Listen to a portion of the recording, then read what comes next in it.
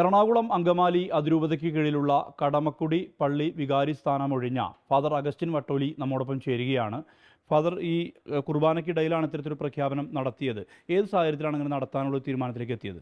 അതിൻ്റെ പശ്ചാത്തലം കുർബാന വിഷയവുമായി ബന്ധപ്പെട്ട് കുറേ വർഷങ്ങളായിട്ട് നടക്കുന്ന ഒരു തർക്കം, അത് സീറോ മലബാർ സഭയിൽ അത് ഒരുപാട് കാലമായി 10-50 വർഷമായിട്ട് നടക്കുന്ന ഒരു വിഷയമാണ്.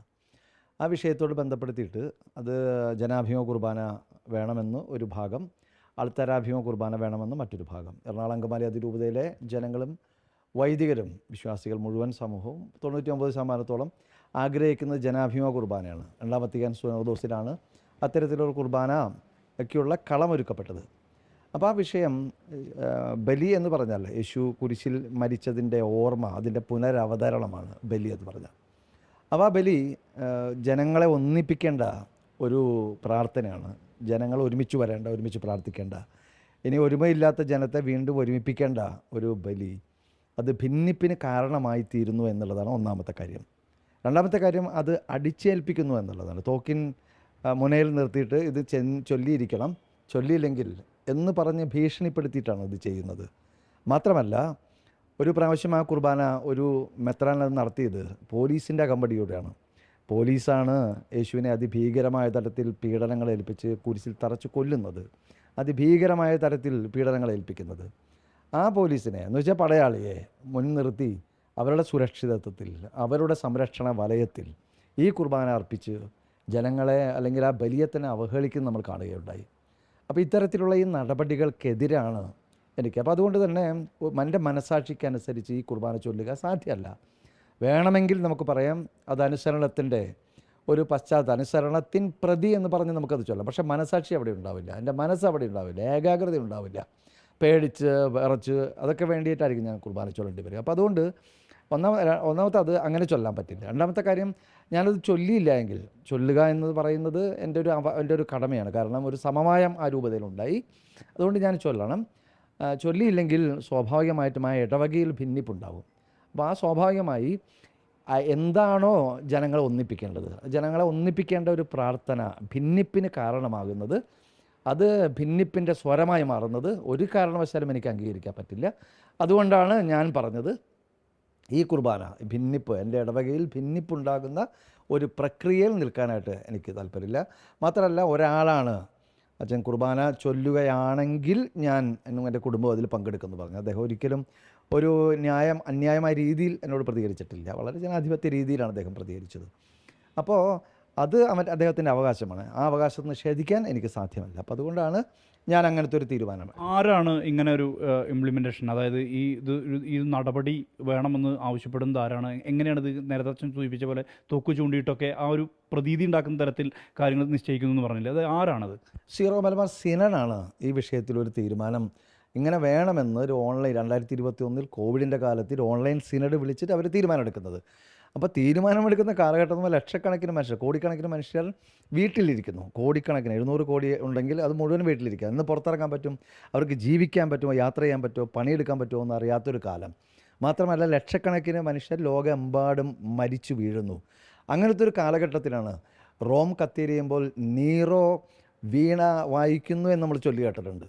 അപ്പോൾ അങ്ങനെ ഒരു പക്ഷേ ജനത്തെ, സമൂഹത്തെ, ലോകത്തെ ആകമാനം രോഗാതുരമായിരിക്കുന്ന ഒരു കാലഘട്ടത്തിൽ, മനുഷ്യർ ജോലിയില്ലാതെ, ഭക്ഷണമില്ലാതെ, കിടപ്പാടമില്ലാതെ നെട്ടോട്ടം ഓടുന്ന കാലഘട്ടത്തിൽ ഈ കുർബാന നടപ്പിലാക്കാൻ തീരുമാനിക്കുന്നത് അതിനേക്കാളും വലിയ പ്രവൃത്തിനെ നമ്മൾ ഒരു പക്ഷേ ഒരു ക്രിമിനൽ പ്രവൃത്തി എന്നൊക്കെ പറയണം. ജനമായിട്ട് ബന്ധമില്ലാത്ത, നാടായിട്ട് ബന്ധമില്ലാത്ത, ഈ സമൂഹമായിട്ട് ബന്ധമില്ലാത്ത, ജനത്തിൻ്റെ ഗദ്ഗതങ്ങളും ജനത്തിൻ്റെ ഉത്കണ്ഠകളും ഒരു സമൂഹത്തിൻ്റെ മുൻഗണനകളും യാതൊരു വിധത്തിലും അതുമായിട്ട് ബന്ധമില്ലാത്ത ഒരു സമൂഹത്തിന് മാത്രമേ ഇങ്ങനെ ചെയ്യാൻ പറ്റൂ.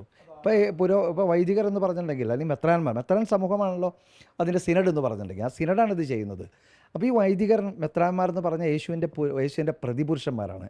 ആരാണ് യേശു? അന്ധർക്ക് കാഴ്ച, ബന്ധിതർക്ക് മോചനം, അടിച്ചമർത്തപ്പെട്ടവർക്ക് സ്വാതന്ത്ര്യം, ഇത് പ്രഖ്യാപിച്ചവനാണ്.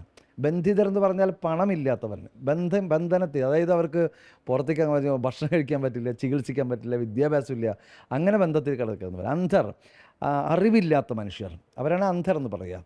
അടിച്ചമർത്തപ്പെട്ടവർ, ഭരണകൂടത്താൽ, വിവിധ തരത്തിലുള്ള മതഭരണകൂടത്താൽ രാഷ്ട്രീയ ഭരണകൂടത്താൽ അല്ലെങ്കിൽ വ്യവസ്ഥകളാൽ അടിച്ചമർത്തപ്പെടുന്ന മനുഷ്യർ, അവരെ മോചിപ്പിക്കാൻ വേണ്ടിയാണ് യേശു വന്നത്, കുരിശിൽ തരത്തത്. അപ്പോൾ ആ യേശുവിൻ്റെ പ്രതിപുരുഷന്മാർ ഈ സമൂഹത്തെ ആഴത്തിൽ മനസ്സിലാക്കിയിരിക്കണം. സമൂഹത്തിൻ്റെ ചലനങ്ങൾ, അതിൻ്റെ ഗദ്ഗതങ്ങൾ, അതിൻ്റെ നാഡിമെടുപ്പുകൾ, അതിൻ്റെ ഹൃദയസ്പന്ദനം, അത് ആഴത്തിൽ മനസ്സിലാക്കേണ്ടവരാണ് പുരോഹിതർ, വൈദികർ.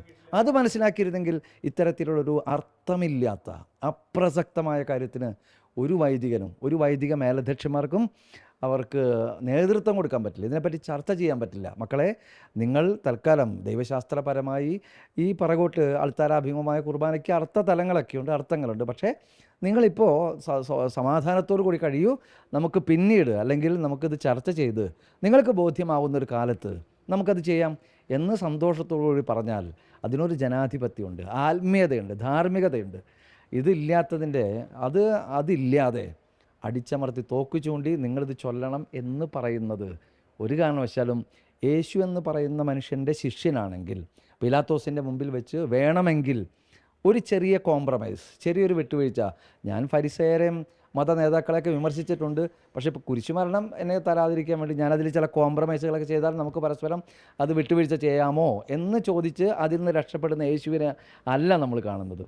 കോൺസ്റ്റൻറ്റൈൻ ചക്രവർത്തിയുടെയോ സീസറിൻ്റെയോ ശിഷ്യന്മാരല്ല ഞങ്ങൾ, കുരിശിൽ മരിച്ച യേശുവിൻ്റെ ശിഷ്യന്മാരാണ് ഞങ്ങൾ. അപ്പോൾ അതുകൊണ്ട് നിലപാടിൽ ഒരു മയം പെടുത്താൻ നമുക്ക് സാധ്യമല്ല. സഹവൈദികരുടെയൊക്കെ നിലപാട് എന്താ ഇക്കാര്യത്തിൽ? തീർച്ചയായിട്ടും അവർ മഹാഭൂരിപക്ഷം വരുന്ന ഇപ്പോൾ 7 രൂപതകളിലെ എറണാകുളം അങ്കമാലി അതിരൂപതയിലെ 99% ജനങ്ങളും അതിൽ കന്യാസ്ത്രീമാരും ജനങ്ങളും വൈദികരും ഈ കുർബാന ജനാഭിമുഖ കുർബാനയ്ക്ക് വേണ്ടി വാദിക്കുന്ന ആളുകളാണ്. മറ്റ് 7 രൂപതകളും കൂടി, ആ 7 രൂപതകളിലും മഹാഭൂരിപക്ഷം, മൃഗീയ ഭൂരിപക്ഷം എന്ന് പറയും, മഹാഭൂരിപക്ഷം എന്ന് പറയും, ആ ഭൂരിപക്ഷം ജനങ്ങൾ ഈ കുർബാനയ്ക്ക് വേണ്ടി വാദിക്കുന്നവരാണ്. പക്ഷേ അവരുടെ വാദങ്ങളെ, അവരുടെ താല്പര്യങ്ങളെ, അവരുടെ ആഗ്രഹങ്ങളെ ചവിട്ടി മെതിച്ചുകൊണ്ടാണ് ഒരു ബുൾഡോസിങ് നടത്തുന്നത്.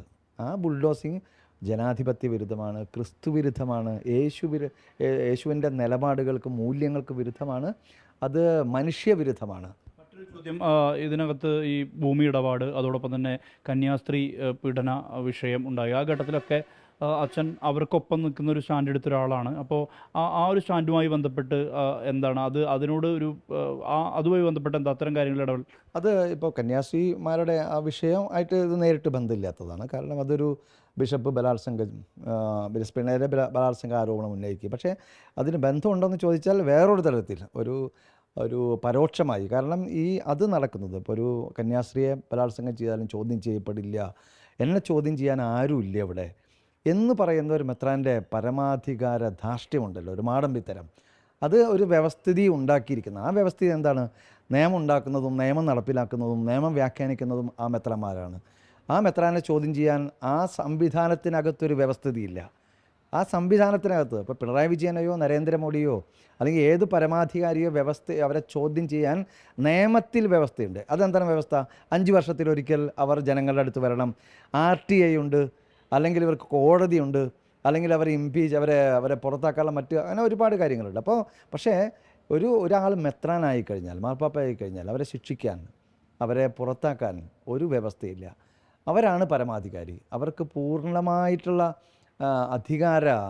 അവരിലാണ് ആ അധികാരം കേന്ദ്രീകരിക്കുന്നത്. ഒരു പക്ഷേ ഈ കുർബാന വിഷയം നമ്മൾ പരിഗണിക്കുമ്പോൾ, അല്ലെങ്കിൽ ഭൂമി കച്ചവട വിഷയം, കുംഭകോണം, അത് ഒരു പക്ഷേ ഈ കുർബാന വിഷയം എടുത്തിടാൻ കാരണം ഈ ഭൂമി കുംഭകോണ വിഷയം 2017 തുടങ്ങി നീറിക്കൊണ്ടിരിക്കുന്നൊരു വിഷയമാണത്. ഒരു പക്ഷേ ആ ചർച്ചയിൽ നിന്ന് ആ ചർച്ചയുടെ ഗതിവിഗതികൾ മാറ്റാൻ വേണ്ടി കൂടി ആയിരിക്കാം ഇത്തരത്തിലുള്ളൊരു കാര്യമെന്ന് ഞങ്ങൾ അനുമാനിക്കുന്നതിൽ അങ്ങനെയാണ് തെറ്റു പറയാൻ പറ്റുക. കാരണം ഗൂഢാലോചനയ്ക്കുള്ള ഒരു പക്ഷേ അങ്ങനത്തെ ഒരു ആലോചന. കാരണം ജനം മുഴുവനും, എറണാകുളം അങ്കമാലി രൂപതയും സഭ മുഴുവനും ഈ വിഷയത്തിൽ, കാരണം 10-13 കോടി രൂപയോളമാണ് നമുക്ക് നഷ്ടപ്പെട്ടിരിക്കുന്നത്. 5 കോടി രൂപ അതിൻ്റെ പേരിൽ നഷ്ടപരിഹാരം അല്ലെങ്കിൽ ഒരു ഫൈനായിട്ട് കൊടുക്കേണ്ടി വന്നു രൂപതയ്ക്ക്. അപ്പോൾ ആ വിഷയത്തിൽ നേറിപ്പുകഞ്ഞുകൊണ്ടിരിക്കുന്ന ആ ഘട്ടത്തിലാണ് ഈ വിഷയം ഒരു ഓൺലൈൻ സിനഡ് വിളിച്ച് ഇത് ചർച്ച ചെയ്യുന്നത്. അപ്പോൾ സ്വാഭാവികമായിട്ടും മനുഷ്യരുടെ ശ്രദ്ധ മുഴുവനും കുർബാന എന്ന് പറയുന്ന വിഷയത്തിലേക്ക് വരുന്നു. ഭൂമി കച്ചവടമായിട്ട് ബന്ധപ്പെട്ട് നടക്കുന്ന ചർച്ചകളും അതെല്ലാം പിറകിലേക്ക് പോകുന്നു, അത് തണുത്തുറയുന്നു. സ്വാഭാവികമായിട്ടും അങ്ങനെ സംഭവിക്കുമ്പോൾ നമുക്കെങ്ങനെ അത് സംശയിക്കാതിരിക്കാൻ പറ്റില്ല. അപ്പോൾ ഈ നടപ്പിലാക്കിയ രീതി ഉണ്ടല്ലോ, അത് അത്രയും അധാർമികമാണ്. അപ്പോൾ ഈ അധാർമികമായ ഈ രീതി, നടപ്പിലാക്കൽ രീതി, പിന്നെ ഈ 2-ാം വത്തിക്കാൻ സുനോദോസ് ഇത് ജനകീയമാക്കിയത്, 2-ാം വത്തിക്കാൻ സുനോദോസിന് മുമ്പ് ഭാഷ, കുർബാനയുടെ ഭാഷ, അത് ലത്തീൻ സഭയിൽ ലത്തീൻ ഭാഷയും സുറിയാനി സഭയിൽ സുറിയാനി ഭാഷയാണ്, മനുഷ്യർക്ക് മനസ്സിലാകാത്ത ഭാഷയായിരുന്നു അതുണ്ടായിരുന്നത്. അപ്പോൾ അതിൽ നിന്ന് മനുഷ്യർക്ക് മനസ്സിലാകുന്ന തരത്തിലേക്ക്, മനുഷ്യരുടെ മനസ്സിലാക്കുന്ന ഭാഷയിലേക്ക് അതിൻ്റെ കർമ്മങ്ങൾ അത് സുതാര്യമാകണം എന്നുള്ള രണ്ടാം വത്തിക്കാൻ സുനകദോസിൻ്റെ ഒരു നിലപാടിനെ വളരെ പ്രോഗ്രസീവായ ഒരു പക്ഷേ ഒരു സഭാ സമൂഹത്തെ മുന്നോട്ട് കൊണ്ടുപോയ ഒരു സൂനകദോസിൽ നിന്ന് 2000 വർഷത്തിലേക്ക് പിറകിലേക്ക് കൊണ്ടുപോകുന്ന ഒരു പ്രക്രിയയും കൂടിയാണ്. ഒരു മെത്രാൻ്റെ അല്ലെങ്കിൽ പൗരോഹിത്യ മേധാവിത്വം വീണ്ടും അരക്കിട്ടുറപ്പിക്കുന്ന, ജനങ്ങൾക്ക് പങ്കാളിത്തമില്ലാതെ ജനങ്ങൾ വെറും കാണികളും കാഴ്ചക്കാരും മാത്രമാണ്. ഈ അച്ഛൻ നേരത്തെ നിരവധി ജനകീയ സമരങ്ങളിൽ സജീവമായിരുന്ന ആളാണ്. പ്ലാച്ചിമട, അതോടൊപ്പം തന്നെ പല വിഷയങ്ങളിലും, മുലമ്പള്ളി അടക്കമുള്ള വിഷയങ്ങൾ, കാതിക്കുട അടക്കമുള്ള വിഷയങ്ങൾ, ജനകീയ സമരങ്ങൾ വളരെ സജീവമായിരുന്നിരുന്ന ഒരാൾ. സ്വാഭാവികം പിന്നീട് വൈദിക വൃത്തിയിലേക്ക് പൂർണ്ണമായും മാറുന്നു. ഇപ്പോൾ വീണ്ടും അത്തരം സമരങ്ങളിൽ സജീവമാകുന്നൊരവസ്ഥ ഉണ്ടാവും. എന്താണ് നിലപാട്? ഞാൻ ഇവിടെ ഇടവക ജീവിതത്തിലേക്ക്, ഇടവക പ്രവർത്തനത്തിലേക്ക് മാറിയെങ്കിലും എൻ്റെ ജനകീയ സമരങ്ങളിലുള്ള എൻ്റെ ഭാഗഭാഗിത്വം ഞാൻ കുറച്ചിട്ടുണ്ടായിരുന്നില്ല. എല്ലാ ദിവസവും ഇപ്പോൾ പണ്ട് ഒരു 16 വർഷം 24 മണിക്കൂറും എനിക്ക് ജനകീയ സമരങ്ങളും ജനകീയ പ്രവർത്തനങ്ങളും സാമൂഹ്യ പ്രവർത്തനത്തെ പറ്റി മാത്രം ചിന്തിച്ചാൽ മതിയായിരുന്നു. ഇപ്പോൾ ഇടവക വരുമ്പോൾ സ്വാഭാവികമായിട്ട് അങ്ങനെ പറ്റില്ല. അതുകൊണ്ട് ഒരു ചെറിയൊരു പിന്മടക്കം ഉണ്ടായിരുന്നു. പൂർണ്ണമായിട്ടും സാമൂഹ്യ പ്രവർത്തനത്തിലും സാമൂഹിക പ്രത്യേകിച്ച് ഈ ജനകീയ വിഷയങ്ങളിലും കൂടുതൽ ഏകാഗ്രമായി, കൂടുതൽ ശ്രദ്ധയോടുകൂടി പങ്കെടുക്കണം, അതിലേക്ക് മടങ്ങി പോകണമെന്നാണ് ഞാൻ ആഗ്രഹിക്കുന്നത്. ഇനി ഒരുപക്ഷെ ഇങ്ങനെ ഈ വൈദിക വൃത്തിയിൽ ഈ ഒരു വികാരി എന്നുള്ള അത്തരം സാധ്യതകൾ ഉണ്ടോ മുന്നിൽ? അല്ല, ഞാൻ വ്യക്തമായി പറഞ്ഞിട്ടുണ്ട്, ലിറ്റാർജിക്കൽ വേരിയൻ്റായി എന്നാണോ ജനാഭിമുഖ കുർബാന ആരാധന അവകാശമായി എറണാകുളം അങ്കമാലിയിൽ അത് പ്രഖ്യാപിക്കപ്പെടുന്നത്, നടപ്പിലാക്കപ്പെടുന്നത്, അന്ന് എൻ്റെ രാജി പിൻവലിച്ചുകൊണ്ടുള്ള എഴുത്ത് ഞാൻ തിരിച്ചു നൽകും. അത് ഞാൻ വളരെ വ്യക്തമാക്കിയിട്ടുള്ളതാണ്. ഇത് താൽക്കാലികമായാണ്, എൻ്റെ വൈദിക ജീവിതത്തിൽ നിന്നല്ല. എൻ്റെ പട്ടം ഞാൻ അതിൽ നിന്നല്ല ഞാൻ മാറി നിൽക്കുന്നത്. വൈദിക ഉത്തരവാദിത്വം എന്ന് പറഞ്ഞിട്ടുണ്ടെങ്കിൽ ഒരു വൈദികൻ്റെ, ഒരു സഭാ ജീവിതത്തിൽ വൈദികൻ്റെ ഉത്തരവാദിത്വം കൂദാശകൾ അനുഷ്ഠിക്കുക, ഇടവക വികാരിയായിരിക്കുക എന്ന് പറയുന്ന ആ കടമകളിൽ നിന്ന്, ദൗത്യങ്ങളിൽ നിന്ന്, ഉത്തരവാദിത്തങ്ങളിൽ നിന്ന് തൽക്കാലം മാറി നിൽക്കുന്നു എന്നാണ് ഞാൻ പറഞ്ഞിരിക്കുന്നത്. എന്നേക്ക് മാറി നിൽക്കുന്നു എന്നല്ല, തൽക്കാലം. അത് എറണാകുളം അങ്കമാലി അതിരൂപതയുടെ ഇപ്പോഴത്തെ മുഴുവൻ ജനങ്ങളുടെയും, വൈദികരുടെയും കന്യാസികളുടെയും ജനങ്ങളുടെയും ആവശ്യമായിട്ട് നിലനിൽക്കുന്ന, അതിനുവേണ്ടി അവർ പണിയെടുത്തുകൊണ്ടിരിക്കുകയാണ്. അതെന്തെങ്കിലും ലിറ്റാർജിക്കൽ വേരിയൻ്റായി, ആരാധന അവകാശമായി ജനാഭിമുഖ കുർബാന ജനങ്ങൾക്ക് എറണാകുളം അങ്കമാലി അതിരൂപതയിൽ അവകാശമായിട്ട് പ്രഖ്യാപിക്കപ്പെടും, നടപ്പിലാക്കപ്പെടുമെന്നാണ് ഞങ്ങളെല്ലാവരും ആഗ്രഹിക്കുന്നത്, പ്രതീക്ഷിക്കുന്നത്. അതിനുവേണ്ടിയുള്ള പ്രവർത്തനങ്ങളിലാണ് ആ സഭ മുഴുവനും.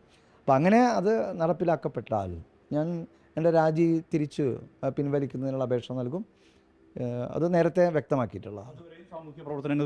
അതോടൊപ്പം തന്നെ എൻ്റെ സാമൂഹ്യ പ്രവർത്തനം അത് അണമുറിയാതെ, അത് ഞാൻ വൈദിക ജീവിതത്തിൽ, കാരണം ഈ മദർ തെരേസ തൻ്റെ വിളിക്കുള്ളിൽ വിളി കണ്ടെത്തി, ഒരു ടീച്ചറായിരുന്നല്ലോ, പിന്നെ അവർ അതിൻ്റെ ഉള്ളിൽ തന്നെ നിന്നിട്ടാണ് ആ പ്രവർത്തനങ്ങൾ. അങ്ങനെ ഒരുപാട് മനുഷ്യർ, ഒരുപാട് വൈദികരും കന്യാസ്ത്രീകളും ഇത്തരത്തിലുള്ള പ്രവർത്തനങ്ങൾ നമ്മുടെ വിളിക്കുള്ളിലെ, ദൈവവിളിക്കുള്ളിലെ വിളിയായി കണ്ടെത്തുന്നതല്ല. എത്രയോ മനുഷ്യരാണ് അത്തരത്തിലുള്ള പ്രവർത്തനങ്ങൾ ഇന്ത്യയിൽ അങ്ങനെ നടത്തിക്കൊണ്ടിരിക്കുന്നത്, ലോകത്തെമ്പാടും നടത്തിക്കൊണ്ടിരിക്കുന്നത്. ഇപ്പം ലാറ്റിൻ അമേരിക്കൻ രാജ്യങ്ങളിലൊക്കെ അങ്ങനെ പ്രവർത്തിച്ച് എത്രയോ വൈദികരുണ്ട്. ചേരി പ്രദേശങ്ങളിൽ പോയി താമസിച്ച് അവരുടെ ഇടയിൽ താമസിച്ച് പ്രവർത്തനം നടത്തിയ ആളുകളൊക്കെ ഫ്രാൻസിസ് മാർപ്പാപ്പയ്ക്ക് നന്നായിട്ടറിയാം. നമ്മുടെ ഇപ്പോഴത്തെ മാർപ്പാപ്പ അവർ ലാറ്റിൻ അമേരിക്കയിൽ പെറുവിലായിരുന്ന സമയത്ത് അത്തരത്തിലുള്ള ഇടങ്ങളിലൂടെ യാത്ര ചെയ്ത ഒരു മനുഷ്യനാണ്. അപ്പോൾ അത് സഭയിൽ നിലനിൽക്കുന്ന ഒരു അവകാശമാണ്, നിലനിൽക്കുന്ന ഒരു രീതിയാണത്. ആ രീതിയാണ് ഞാൻ അവലംബിച്ചത്. 2006 മുതൽ അവലംബിച്ചത്. കുറച്ച് വർഷം, ഒരു 5 വർഷക്കാലം ആ രീതിയിൽ നിന്ന് മാറി നിന്നിട്ടുള്ളൂ. തിരിച്ചു വരികയാണ്. എന്നും അത്തരത്തിൽ ജനങ്ങൾക്കിടയിൽ ജീവിച്ച് സാധാരണ ഏറ്റവും പാർശ്വവൽകൃതരായ മനുഷ്യരുടെ ഇടയിൽ പണിയെടുക്കണമെന്നും അവരുടെ ഉന്നമനത്തിന് മുന്നോട്ട് പോക്കിനും, അത് സമൂഹത്തിൻ്റെ മുന്നോട്ട് പോക്കാണല്ലോ, അതിനുവേണ്ടി പണിയെടുക്കണമെന്നാണ് ഞാൻ ആഗ്രഹിക്കുന്നത്. നിലപാടുകൾ പങ്കുവയ്ക്കുകയായിരുന്നു ഫാദർ അഗസ്റ്റിൻ വട്ടോലി. സുർജിത് അയ്യപ്പത്ത്, 24 വയനാട്.